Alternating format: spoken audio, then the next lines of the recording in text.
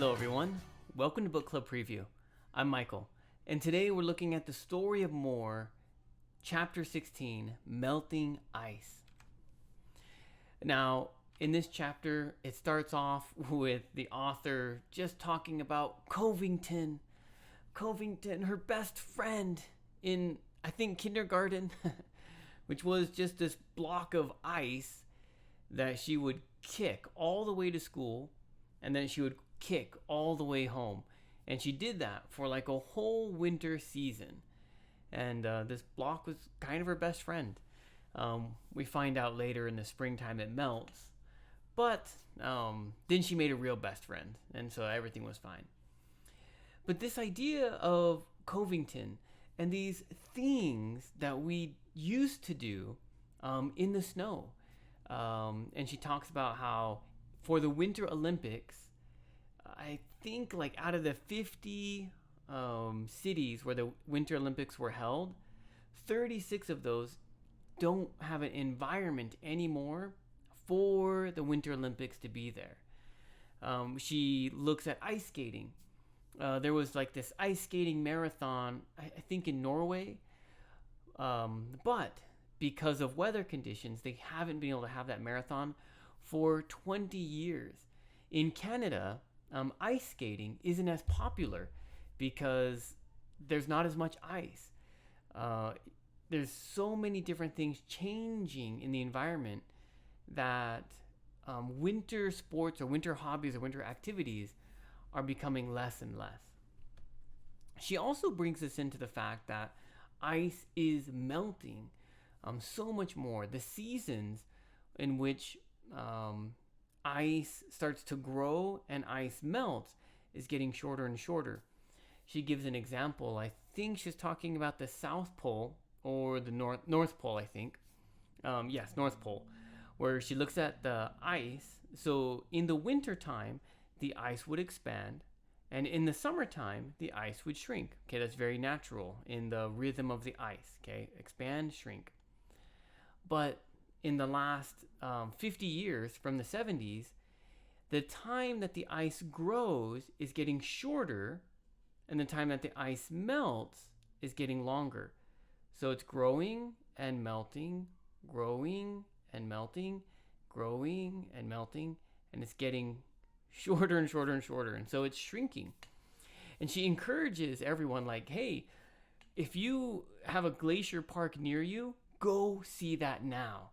Because in a few years, at least in your kids' generation, it's going to be gone. And that's crazy. Like 2050, 2060 or something like that. Wow. And that's kind of how she ends the chapter. Just talking about how ice is melting so much. A few vocabulary words here for us. So the first word here is indignant. And indignant means someone in need. And so she says, winter is like an indignant uncle, a needy uncle. He comes over to the house, maybe to stay for a little while. And at first he's fun, he's nice, you're going outside with him and playing in the snow. Okay, and again, this is winter, okay?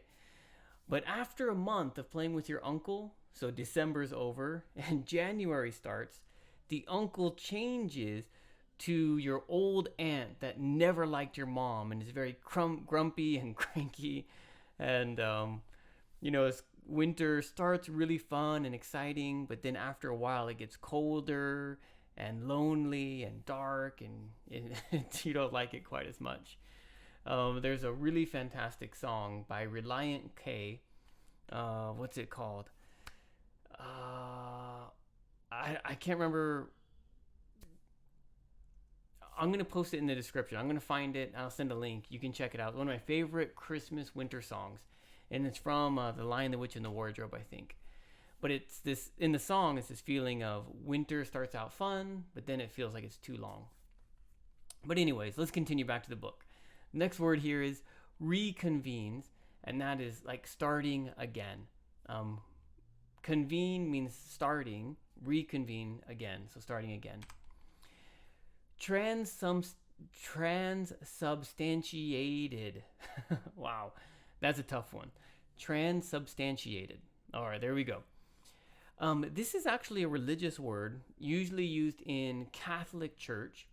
In the Catholic Church, they believe that when they have this practice where they take this bread and they drink this wine or juice, and this bread and this wine in a lot of Christian religions, it symbolizes Jesus Christ. Okay, his body is the bread and his blood is the wine or grape juice. But in the Catholic Church, they have this idea that somehow, as you're eating these pieces, that they actually change into Christ's body, Jesus Christ's body and his flesh. And they call that term transubstantiated or transubstantiation. And there's a whole bunch of different debates on how that's true, if it's true in science and everything like that. Jump into that all yourself if you want to. But just for the purpose of this book, the author is saying that the ice transformed, changed its elements from that wonderful block friend into water and mixed with her tears. And so she's just using a very colorful way to explain how her best friend that was a block changed into something different. All right, let's go to discussion question here. What is your, or was your favorite snow ice memory? Maybe you live in an environment where there isn't a lot of ice or isn't a lot of snow, but maybe you have an ice one, right? Playing with a little block of ice in your water or something. I don't know. Well, what's your favorite snow or ice memory? Of course, please make your own discussion question. That is all the time that we have for today. But thank you so much for joining me for this episode of Book Club Preview. I'll see you soon. Bye-bye. Hey, if you have any questions about the video today, please feel free to leave a comment in the comment section. If you had any other vocabulary words that you wanted to know what they meant, let me know. And also, if you're interested in maybe joining one of these book clubs, please leave a comment and I'll get back to you. Thank you so much for watching. Bye-bye.